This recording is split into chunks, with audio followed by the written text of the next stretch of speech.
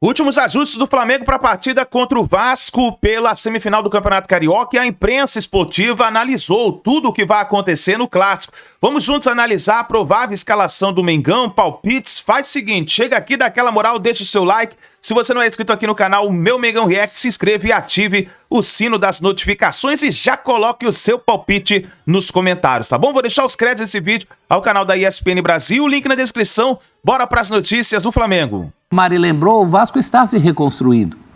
Aliás, há muito tempo, né? O torcedor vascaíno tem até muita paciência, porque essa reconstrução às vezes é interrompida, retomada, e sai SAF, e aí tem Pedrinho, tudo isso também afeta. É ao contrário do que vem acontecendo com o Flamengo nos últimos tempos, né? O Flamengo continua amplamente favorito para essa vaga. O Vasco vai tentar, até porque é futebol, pode ter a sorte que não teve no primeiro tempo da primeira partida, mas a lógica indica que o Flamengo saia com essa classificação. A gente tem uma tela, amigos, com as campanhas de Flamengo e Vasco, até chegarem aí nesse jogo de volta das semifinais do Campeonato Carioca. Desde a estreia do time principal, porque ali nas primeiras rodadas, quase todos, principalmente os grandes ali, jogaram com times reservas, com muitos garotos. Então, de lá para cá, o Flamengo fez 8 jogos, com 91,7% de aproveitamento, nenhuma derrota, apenas um empate nos 8 jogos, e nenhum gol sofrido. Isso chama muita atenção, Eugênio. O Vasco, de lá para cá, quando começou com o time principal, tem um jogo a mais, 9, um aproveitamento mediano, podemos dizer, de 51,9%, com 3 derrotas, 2 empates, 4 vitórias, sofreu gols. Sofreu 8, fez 11. Os números talvez mostrem a dificuldade dessa missão que tem o Vasco. O professor usou a palavra, uma missão hercúlea. E eu já fui ao dicionário procurar. Por favor. Porque eu adoro esses verbetes. É de Hércules. Isso aqui é o professor. É, o professor Celso. É de Hércules. Os 12 trabalhos de Hércules. Não é isso? Hercúlea, diz o dicionário. É isso. Consagrado a ou digno de Hércules, Isso. que tem força extraordinária, fortíssimo. Ou, no sentido que o professor usou, que é extremamente difícil de realizar. Uma missão hercúlea, olha só. Então devia ter contratado o Hércules, que o Fluminense contratou. Ficava mais fácil. Botava ele. Bota o Hércules. Exatamente. O professor tá demais, viu? Hercúlea. É isso, Abel. Hercúlea. Vou adotar para o meu vocabulário. Diga. Mas é uma palavra que está aí presente no dia a dia já. Não, mas para mim é muito... Você pode usar. Uma linguagem muito acima do meu conhecimento. Qualquer dúvida que você tenha com relação a vocabulário, é claro que você tem aqui o professor, mas se tiver dificuldade de falar com o professor, liga para o Rafael Marques. Aí ele resolve. O Rafa Marques. E ele usa também. Ele usa e abusa e lambuza. É o guia do trabalho dele. Exatamente. Ele E usa... a próxima missão aí é você decorar os 12 trabalhos de Hércules. Um deles era derrotar a Hidra de Lerna, que era um monstro de 2 cabeças. Tem vários. A derrotar as harpas. Trabalhos impossíveis. O professor saiu do português para a história. Pro grego. Já está exigindo demais. Pro grego. Mas vamos lá. Vamos voltar aqui. Fechamos o parênteses do Hercúleo. Voltamos para o jogo. E a tela ali perguntava, favoritismo rubro-negro? Sim, é óbvio. O Flamengo hoje é favorito, talvez, contra qualquer time. Se você olhar o momento do Flamengo, ele é favorito contra o Vasco. O jogo de ida, ele foi um jogo assim que ele mostrou muito qual é a realidade, né? O que o Vasco correu, o que o Vasco lutou, o que o Vasco tentou, se esforçou. Aí o Flamengo foi lá, uma vez, pimba, fez o gol, ganhou o jogo. É claro que o Flamengo também lutou. O Flamengo teve castigo para o que apresentou o Vasco, não foi? Eu acho que em termos porque foi um time muito valente em campo. Um time que buscou, dentro da sua limitação técnica, na comparação com o Flamengo, é um time limitado tecnicamente, né? Se você for comparar com o Nova Iguaçu, que ele venceu por 3-0 na Copa do Brasil, o limitado é o Nova Iguaçu, mas o Vasco foi um time muito focado em ser competitivo. E sufocar a saída de bola do Flamengo, né? Tá tentando fazer muito isso, marcar a saída de jogo, ser muito rápido nas transições. O Ryan é um jogador que a gente está vendo aí que oferece muito ao time, ele vem amadurecendo. Muito importante esse retorno dele nesse momento, né? Porque ele tem jogado mais aberto, mas ele é um centroavante, então ele pode pisar na área, ajudar bastante, né, Faz gol, né, Eugênio? ao Verratti, né? O Vasco tem alguns reforços que chegaram agora aí a partir dessa janela de transferências, jogadores não muito famosos por aqui, mas que a gente confia que sejam fruto, né, do trabalho de scout do Vasco. Então, o Nuno Moreira fez muito sucesso na estreia contra o Nova Iguaçu, pode ser uma alternativa, né? Tem o Lodge, que já entrou no jogo contra o próprio Flamengo, o Garré no ataque. O Vasco está somando jogadores ali para dar alternativas ao Carille e que, de repente, podem apresentar alguma surpresa nesse jogo, né? Claro que o Flamengo vai jogar no Maracanã, o Flamengo vai jogar com a sua torcida, que não foi, né, no jogo de ida lá no Newton Santos, e o Flamengo é muito favorito. E tem a vantagem de ter vencido o primeiro jogo por 1-0, portanto, joga pelo empate. Então, e teve melhor campanha, ainda tem isso, né? O Rio de Janeiro também é torcida única? Então, essa opção foi feita pelo Vasco, né? Poderia jogar os 2 jogos no Maracanã. O Vasco algumas vezes fez isso com o Flamengo, né? Adotou essa condição, mas o Vasco optou por jogar como mandante lá no Newton Santos e você viu ali que o estádio tinha 10 mil pessoas, Abel. 10 mil e uns quebrados, né? Muito pouco para um Flamengo e Vasco. De semifinal. De semifinal. Né? Mas agora não, o Flamengo vai ter sua torcida lá e ele é muito favorito para o jogo. Só que vai encontrar um Vasco que, se tiver que cair, vai cair brigando, lutando até o fim. Você acha que está saindo fumaça da cabeça do professor Carille? Eu acho que está saindo ali muita vontade de mostrar espírito de luta, que é o mínimo que se espera, né, de um time com a tradição do Vasco, num jogo contra o rival com o Flamengo, né? Ano passado teve aquele jogo lamentável para o torcedor do Vasco, né, que entrou assim para a história, a maior goleada do Flamengo sobre o Vasco, 6-1 no Campeonato Brasileiro. E o primeiro passo para derrubar o professor... Foi a estreia, Álvaro Pacheco, o Boina. O Boininha. Vou dar uma expressão aqui, nasceu morto ali, né, no cargo de técnico. Isso. Porque o primeiro jogo dele ele tomou de 6 do Flamengo. Cara. Como é que ele ia continuar? Fazer mais o quê? Não tinha mais o que fazer lá, foi embora. Foi a estreia dele, né? Foi a estreia dele, ele durou 4 jogos. Nasceu morto, né? Ele durou 4 jogos como técnico do Vasco, porque ali ele já morreu. Aí os outros 3 foram só ali, velório e tal, não sei o quê. E já entrou o Rafael Paiva. Se eu fosse o técnico do Vasco, acabei de ser contratado. O primeiro jogo é com o Flamengo. No ano passado eu falava, tem uns problemas particulares para resolver. Eu chego depois. Em Portugal, eu chego daqui a 10 dias. É isso, podia fazer isso. Mas tem muito técnico que faz isso, que escapa da estreia na vou observar o time da eu lembrei de vários casos. Professor? Mas no caso dele, ele teve 10 dias para trabalhar antes do jogo. Então eu não seria o único fujão? Não seria o único fujão? Ao contrário, o Pacheco foi exceção. Ah, é? Eu acho, pelo que a gente lembra de técnicos que escaparam de frias. Agora você falou de sair fumaça da cabeça do Carille. Eu acho que só não está saindo mais fumaça porque o homem está acostumado com isso. Essa é uma das especialidades dele. Clássico, né? Clássico, você vai falar? Clássico, superação, como amarrar um adversário. Ele é um especialista disso. Eu nunca esqueço uma das primeiras aparições do Carille foi num Bola da Vez que ele fez aqui com a gente. E ele comentou no intervalo comigo, ele falou assim, ali se referindo aí da passagem pelo Corinthians, né? Ele falou assim, se fosse fácil, não chamavam a gente. Então ele está acostumado com situações como essa, né? Aqui em São Paulo, quando dirigia o Corinthians, ele era chamado de rei dos clássicos por alguns. Cansou de ganhar clássico, hein? Inclusive numa fase que todo mundo fala, o Palmeiras vai deitar. Deitar nada. Ele foi campeão naquele ano de 2017, né? Quando ele monta o time que depois viria a ser campeão brasileiro, ele começa o ano com aquela peste de quarta força do futebol paulista, né?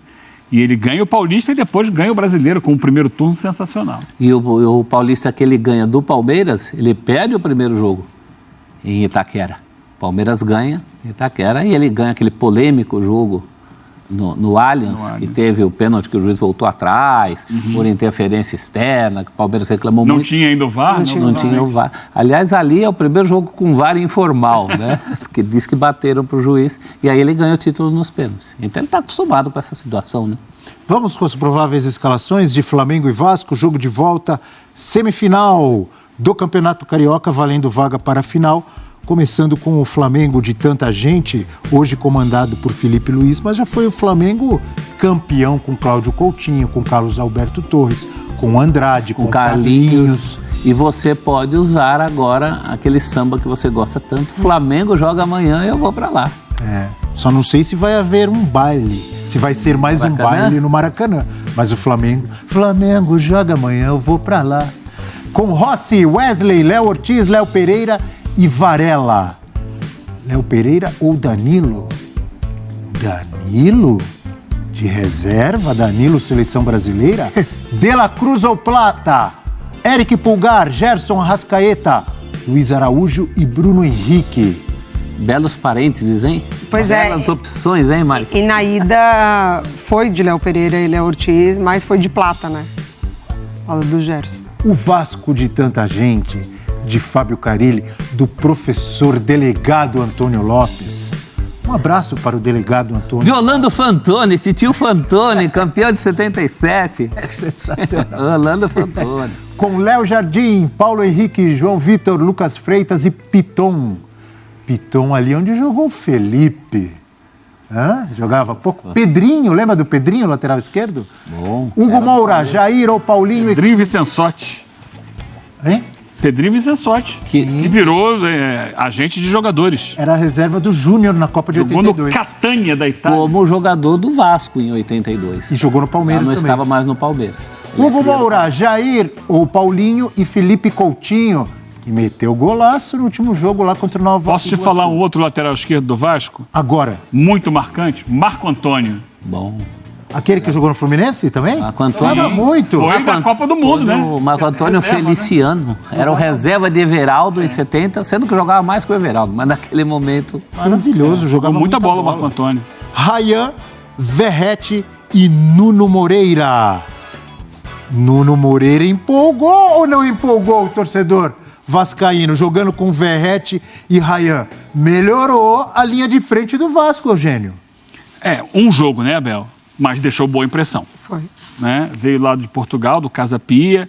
É um jogador que tem essa característica ali de atuar nessa faixa de campo mesmo ali, meio atacante pela esquerda, mas entrando também, né? Fechando um pouco mais por dentro. Então, é alguém que tem diálogo possível com o Coutinho. Deu uma bonita assistência para o gol do Rayan, no jogo com o Nova Iguaçu. Mas é claro, é um jogo contra um adversário muito diferente do Flamengo. Ele sendo titular de novo, observar para ver qual vai ser o desempenho, mas é um jogador que parece que tem condições de colaborar. Se você já tem o Rayan encaixando por um lado, se o Nuno acertar um pouco mais do lado esquerdo, com o Coutinho ali evoluindo fisicamente, né? A questão toda é o Coutinho conseguir mostrar consistência física por um longo período. E o Verrete na área, o Vasco começa a ter uma cara. Mas é muito no início, né? Não dá, aí você olha para o outro lado, o Flamengo está lá, prontinho. O Vasco está tentando se achar. Torcedor do Vasco que se anima com esses novos nomes ali, principalmente no ataque, para ajudar e municiar o Verrete, ele está muito empolgado, muito emocionado? Ou isso faz parte do torcedor e tem que empolgar, Mari? E do torcedor do Vasco, acho que ele tá com a cautela ainda. Porque acho que ele teve um período de se empolgar e sofrer, né, com a decepção. Passou por isso nas últimas 2 temporadas, enfim, a temporada que parecia que uma SAF resolveria muitas questões do Vasco, piorou, ela trouxe mais questões para o Vasco, mas eu acho que o Carilli ele ganha agora alternativas que ele mesmo já cobrou, né, nessa temporada. Ele cobrou uma outra maneira do Vasco atacar, para além de buscar sempre o Verrete dessa bola de lateral para centroavante. Ele ganha essa opção pelo lado direito com a volta do Rayan da seleção de base, que por ali muitos desfalques e o Vasco ficou sem essa opção ofensiva pelo lado direito. Então acho que ele ganha agora suportes para o Verrete, que o torcedor do Vasco por muito tempo também esperou. E eu falava outro dia, professor, com o vizinho do Breiler, você lembra dele? Aquele? Que é um grande vascaíno. Que gostava do Nenê, tudo. Esse mesmo. Quando ainda estava o Rayan disputando o Sul-Americano, eu falei, olha, esse Rayan tá fazendo gol, tá jogando bem no Sul-Americano, vai ser bom, vai agregar no Vasco. E ele sempre pessimista, calma, é muito jovem, tem que esperar. E o menino tá jogando bem. Tá, inclusive as boas chances que o Vasco teve no primeiro jogo foram nos pés dele. Fez um primeiro tempo contra o Flamengo, podia ter ajudado a decidir o jogo. É tudo muito no Vasco, é tudo muito incipiente, já que você gosta. Incipiente com C. Você sabe que a gente tem 2 incipientes. Porque não complica, professor. É assim, o incipiente com C é iniciante. Tá, o Vasco, tudo no Vasco é incipiente com C. O incipiente com S é inconsistente. Ainda não tem a consistência.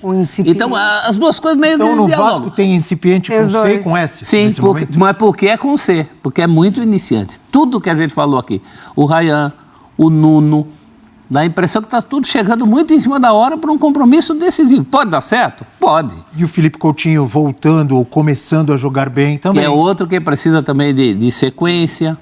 Então, tudo muito incipiente, tudo muito no começo para um momento decisivo. Pode dar certo. O Rayan é uma pedra bruta para o Vasco ir lapidando. Ele tem muito potencial, jogador que sempre participou, há muito tempo participou das categorias de base da seleção brasileira, estava agora lá, inclusive, né, no Sul-Americano Sub-20, colaborando com a equipe. O professor Ramon, outro histórico Menezes, jogador do Vasco. Foi meio-campista do Vasco. E é um jogador que mostra a evolução do ano passado para cá e tende a evoluir mais. Inclusive, é um jogador que, num determinado espaço de tempo, pode se transformar numa capacidade de monetização do Vasco. Sim. Porque ele tem... Não querer vender o garoto. Não estou querendo vender ninguém, não. Aconteceu isso com o Essa é a realidade do futebol. Ano passado, o Textor já estava querendo comprá-lo. Questão de tempo. Thales Magno. Já se falou até de Barcelona, interessado nele e tal, não sei o quê. Mas nesse momento, pensando no time, ele é um jogador que pode contribuir, porque pela vitalidade que ele tem, juventude, embora tenha um perfil físico mais de jogador de área, ele consegue fechar lado do campo também. E ele tem uma história curiosa, né? Ele é filho de um ex-jogador do Vasco, um zagueiro chamado Valquimar. Essa eu não sabia. Como é o nome do... Valquimar. Eu lembro dele. Com uma funcionária do Vasco. O Valquimar começou a namorar uma funcionária do clube. Ele morava lá, era jogador da base e tal. Eles se casaram e tiveram um filho. Ou seja, como se diz assim... É muito Vasco. Ele é o vascaíno da Gema, porque tem o carioca da Gema que fala o seguinte, que o carioca da Gema é aquele filho de cariocas. Né? Os pais são cariocas. Você é da Gema? Não, porque meu pai era alagoano e minha mãe era fluminense. Minha mãe é de Nova Friburgo, né, na região serrana do Rio. Então não sou da Gema, embora tenha nascido no Rio de Janeiro. Seus filhos são? Não, porque minha esposa é gaúcha. Mas, no caso, o Rayan, ele é um vascaíno, filho de um ex-jogador do Vasco com uma funcionária do Vasco. E o morador ali foi criado na barreira do Vasco. Então, ele tem toda a intimidade com o clube possível, carrega com ele essa identificação. Posso te falar mais uma coisa sobre o Rayan? Vai fazer gol amanhã. Amanhã o jogo Você é domingo. tem uma bola de cristal, Abel?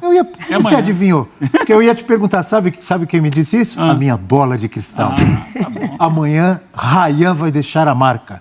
É difícil. Mas o jogo vai ser 2-2. É o meu palpite. Movimentadíssimo. E aí passa o Flamengo. Quer dizer, o Vasco faz o que tem que fazer, mas aí toma os gols. É meu palpite. É só um palpite.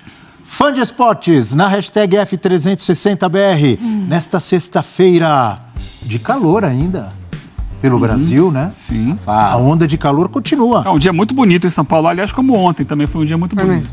Cláudio Martinelli. Olha, hoje é hoje e amanhã já era. Profundo, hein? Cláudio, grande Cláudio. Vasco jogou muito na Copa do Brasil. Vem numa crescente. E Coutinho brilhou essa semana. Dito isso, Flamengo 4, Vasco 0. Bom dia a todos. Abel, seu fã e fã do Pro, muito obrigado. Grande Cláudio, meteu logo um 4-0. Você viu essa, professor? Começou tão animado pro Vascaíno, aí, né? Puxou.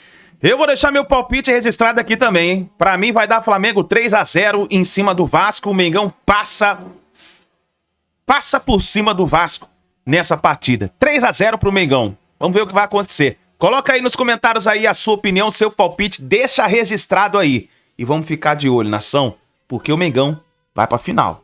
Esse é meu palpite. Tamo junto, a gente se vê no próximo vídeo.